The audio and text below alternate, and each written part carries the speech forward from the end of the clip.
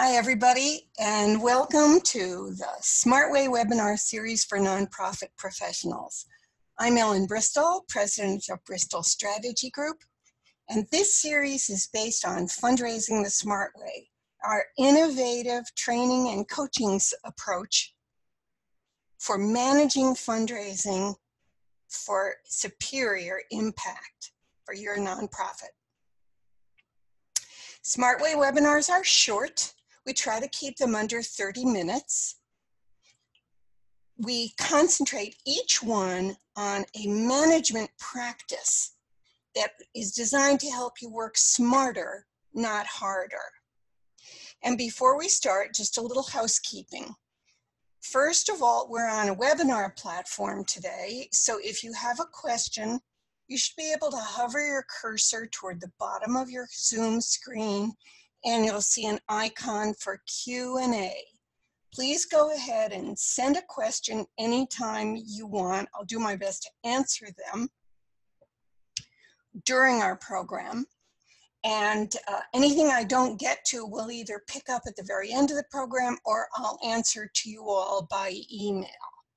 Finally, a little housekeeping thing. You'll notice my lovely face in a small window. You can grab that window and slide it around anywhere you want it to be in case it's covering something you want to see. So this program is entitled 4 Hints You Need Better Fundraising Management. And here are the 4 hints, accompanied, as you will all see, by a cartoon of the Grim Reaper. Now, when I first got involved in the nonprofit sector, I was a little bit surprised because I had worked my entire career in for-profit revenue-generating functions, namely sales. And we salespeople didn't really worry about this stuff, but somebody in management did. We were always sure that there were adequate cash reserves, operating funds were generous, the workplace was tolerable, and the community, our market, knew we existed and cared about us. You know, they were interested in what we're doing. But when I started to work with nonprofits, I was a little bit surprised because I kept hearing remarks like, well, we're a nonprofit, so we can't afford to have cash reserves or decent amount of operating money or a happy workplace or decent furniture or, a coffee pot that actually functions. And also in some of the smaller nonprofits we've worked with was the discovery that the community of support was smaller than it ought to be. Now, a community could be a geography. We think of Harlem Children's Zone, for example. Their community is everybody who lives in Harlem. But it could also be an area of interest, like Autism Speaks.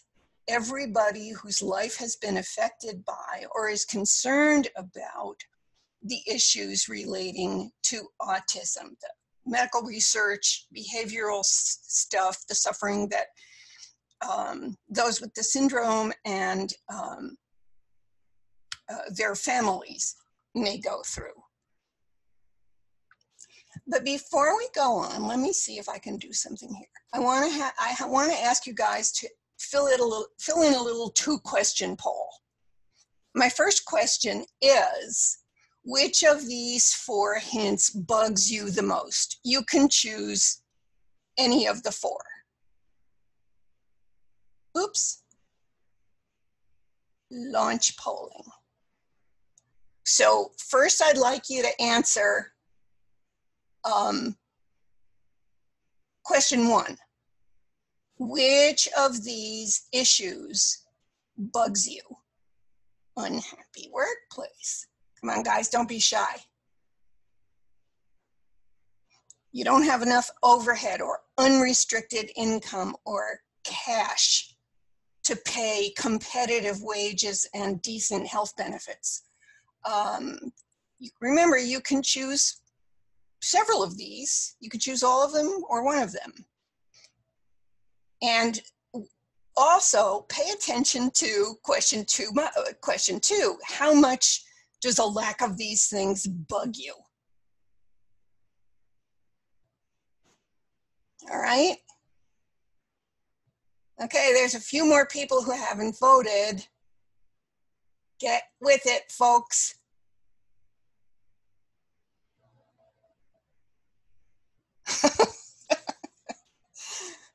Well, whatever it is, it's driving most of you crazy. I think that's enough for now. So here's what we discovered. That insufficient operating funds are the clear winner. Unhappy workplace and lack of community awareness is also getting on people's nerves. And these problems drive most of you super crazy. You may pick up your tranquilizers at the door when you leave. Now, here's the deal. Each of these issues is a symptom of either effective management or lack of effective management. So let's take them one at a time, all right? And before I take them one at a time, let me say this. Ellen says there are no excuses for allowing these problems to persist. They're just as important to the success of your nonprofit organization as having certified people doing work that requires certification and having terrific programs and excellent scientists and all that other stuff. If you can't manage the finances appropriately, there's a whole bunch of other things you're not going to manage. And having them is not a necessary evil. Having cash reserves is not ugh. It's really something important to the survival of your business. So that's where we're going to start with hint number one, low or no cash reserves. It's kind of interesting that none of you chose that as a problem. Of those of you who voted, none of you chose low or no cash reserves as a problem. But it really is a problem.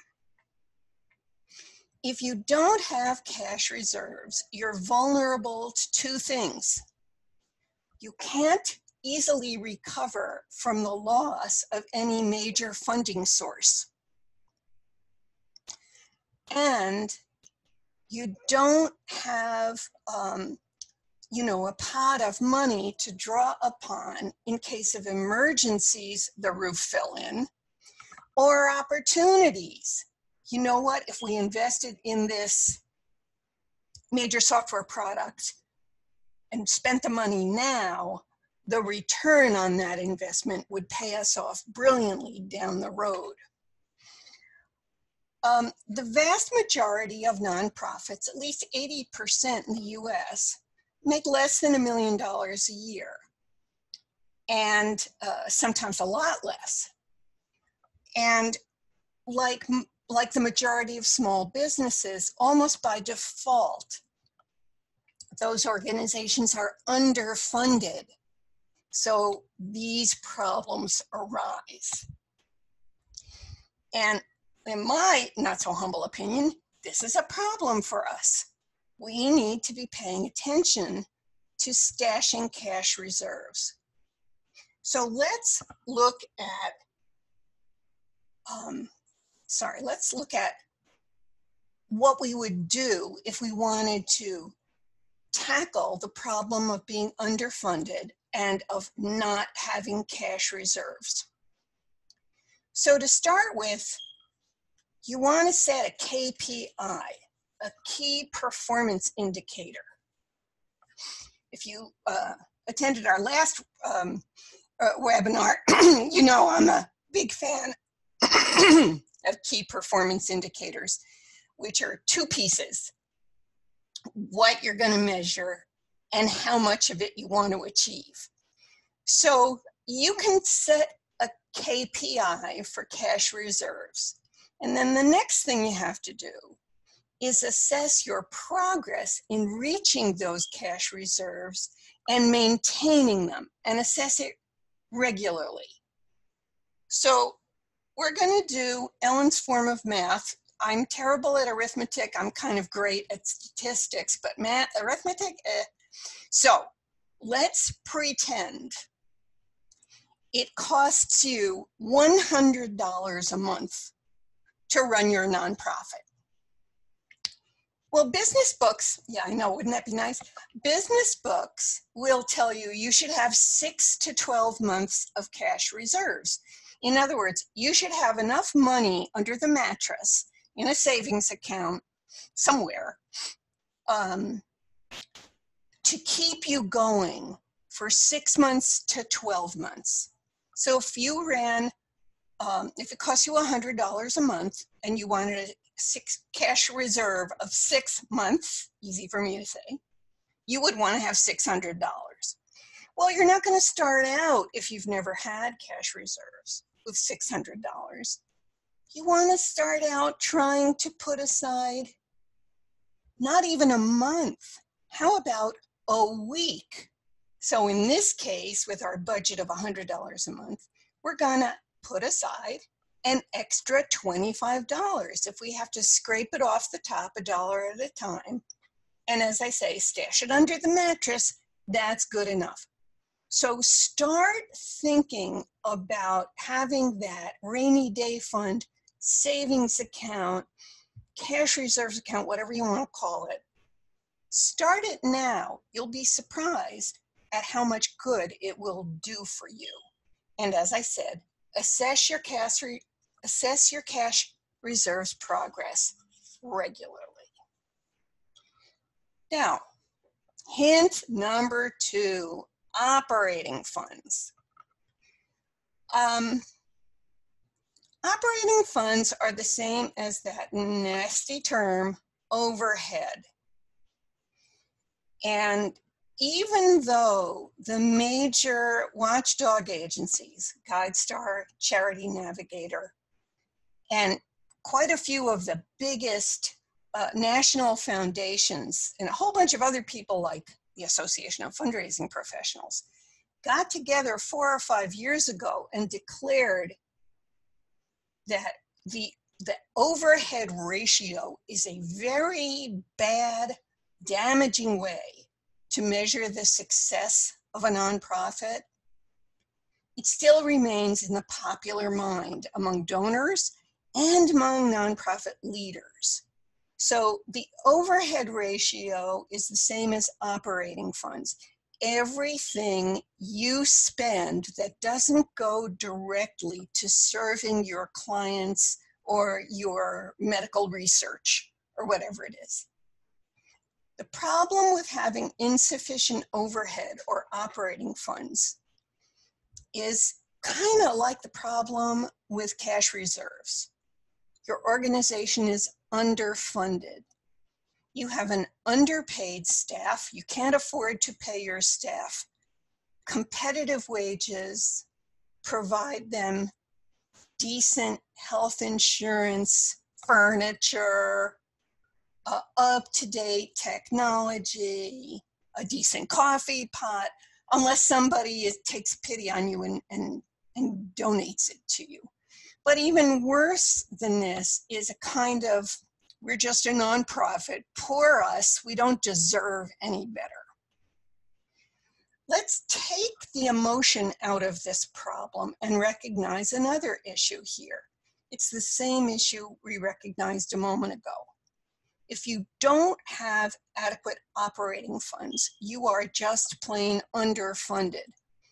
I didn't count in here the cost of raising money, the cost of marketing, the cost of outreach, the cost of having a well-maintained, up-to-date website and social media channels, and the ability to create content and all those things which don't seem as if they address your mission directly. But if you don't pay for them, you can't achieve your mission. So again, how does the underfunded problem get resolved when it comes to operating funds? So there are 4 steps to this. One is to calculate the true cost of your operating overhead. I leave that in your hands and in the hands of your chief financial officer. If you don't have a chief financial officer, a member of your governing board, preferably your treasurer, or someone who is a CPA and who will donate those services to you.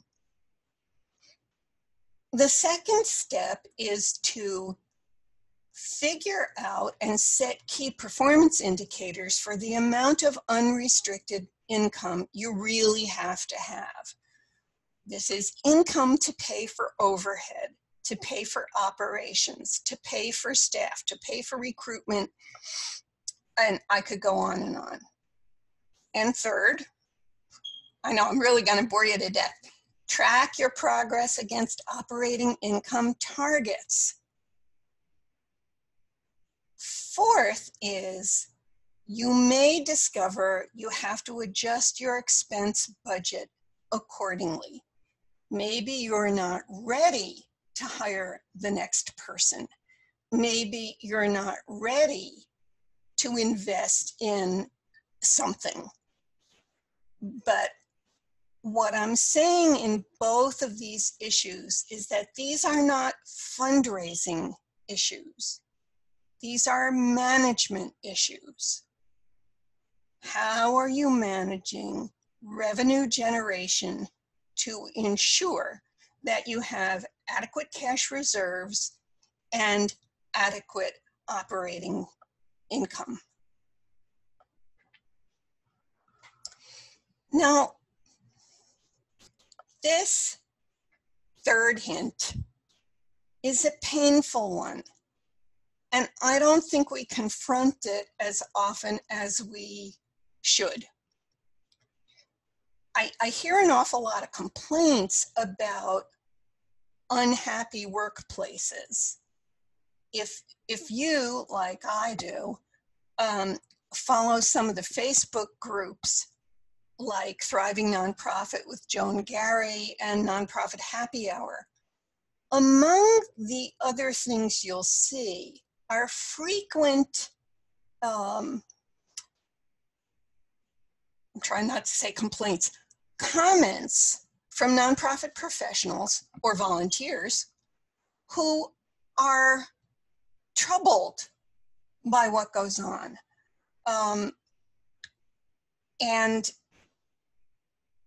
you know, it's as if we were saying we're overworked, we're underpaid, but even more important, we're undervalued.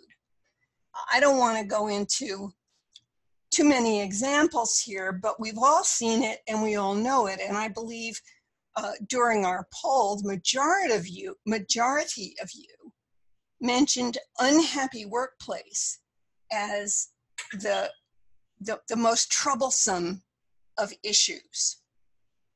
When people in the workplace are unhappy, feel overworked, underpaid, and undervalued, the environment can be toxic. And I have to tell you a little story about a toxic environment. Many, many years ago, before the age of the smartphone, I worked for a major corporation that was losing over $1 million a day. They were really troubled. And I was in sales, and it wasn't a good time. People were being laid off left and right, and the remaining people were like too many rats in too small a cage with insufficient food. We spent all of our time in political battles with one another and whining, and it was just miserable. And all of that internal conflict translated to our marketplace. Our customers started to leave us in droves. There was no way to hide what was going on. So you can't really do a great job for your clients if you find yourself in an environment where you don't trust your coworkers or your superiors. What's happening when we have a problem like this? The problem with the unhappy workplace is a funding issue, funding management issue, but it's also a leadership issue. Leadership and management are kissing cousins in organizations, be they nonprofit or for-profit. Leadership sets direction, management makes it happen. So again, there are 4 issues that need to be honored if the workplace is unhappy. We can't afford, like we can't afford to have insufficient cash reserves, and we can't afford to have insufficient operating funds. We also can't afford to have an unhappy working environment.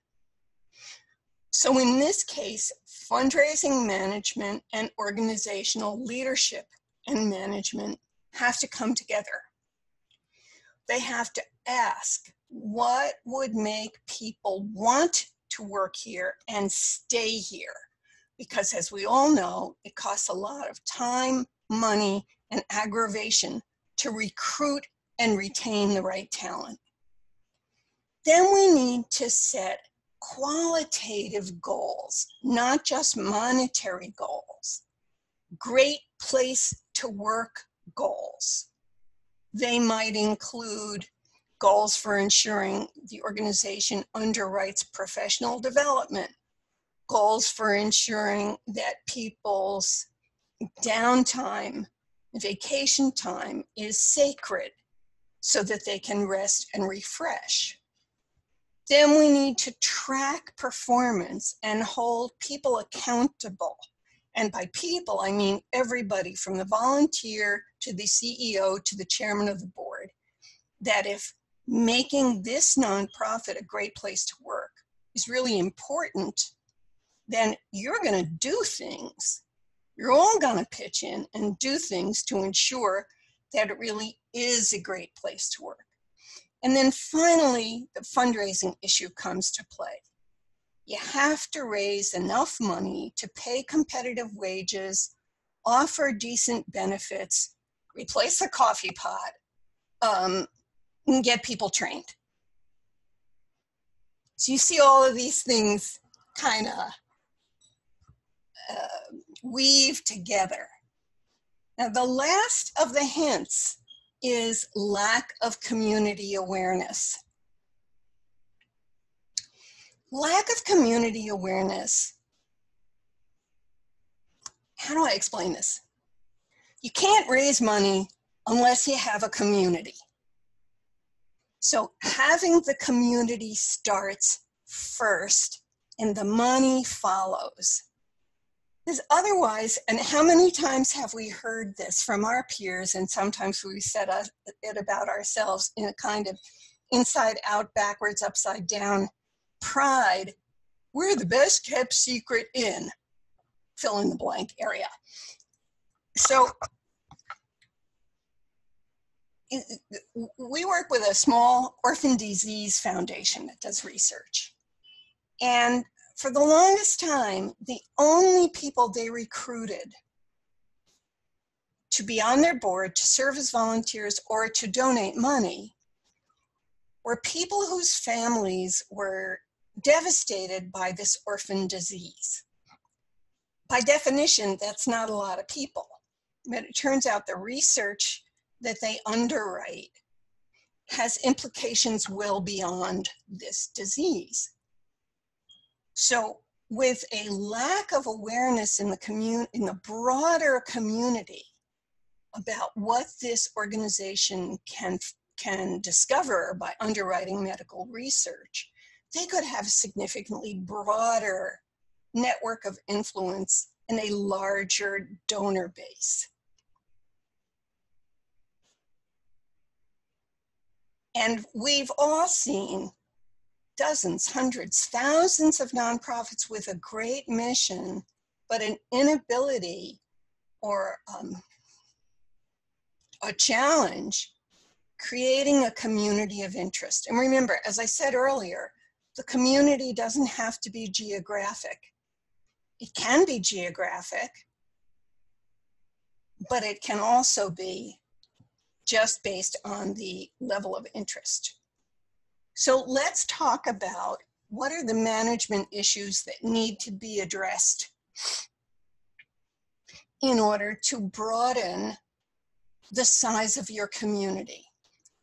These are funding management issues and marketing management issues. And as usual, we've got 4 ideas here. We have to make the time to improve marketing efforts. A problem we see in all small organizations, be they for-profit or nonprofit, is we're understaffed. We don't have enough capacity. Nonprofits are in a better position than small for-profit organizations because you can recruit volunteers. So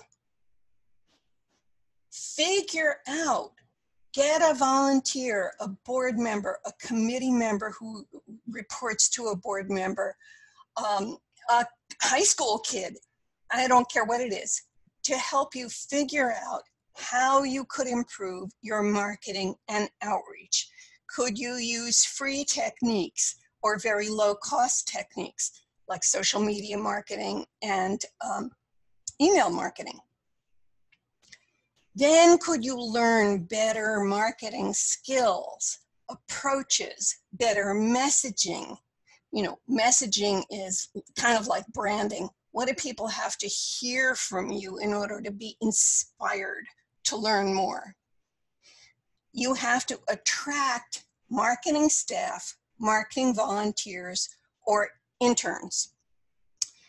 And please be careful about this, because if you assume that by hiring one fundraising professional, they will have the time and the skills to do major gift programming, planned giving programming, grant writing, event planning and management, follow-up, stewardship, social media marketing, and all the other branding stuff, you better think again.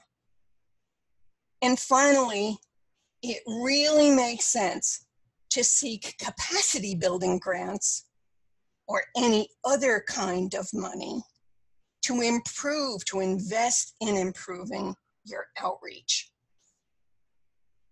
And as always, you'll hear this from me every time, assign performance targets and track performance regularly against those targets.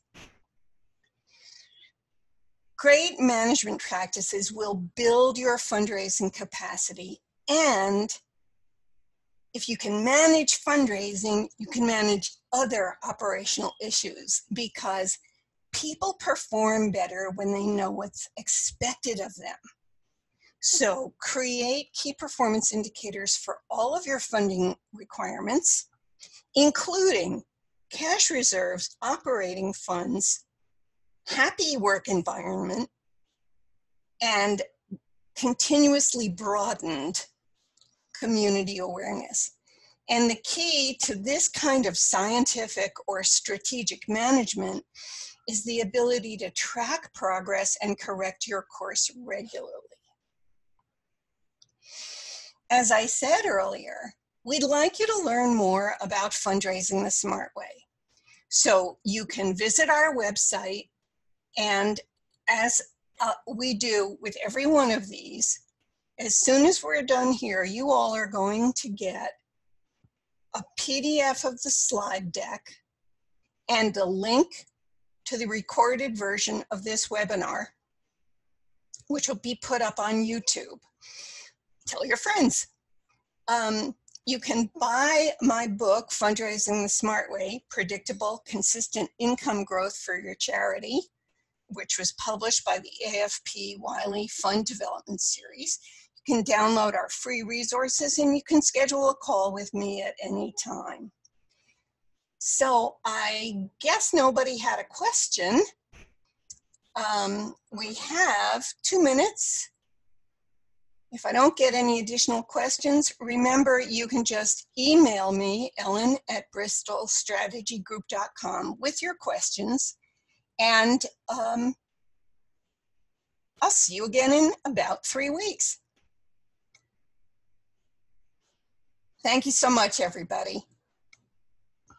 Bye for now.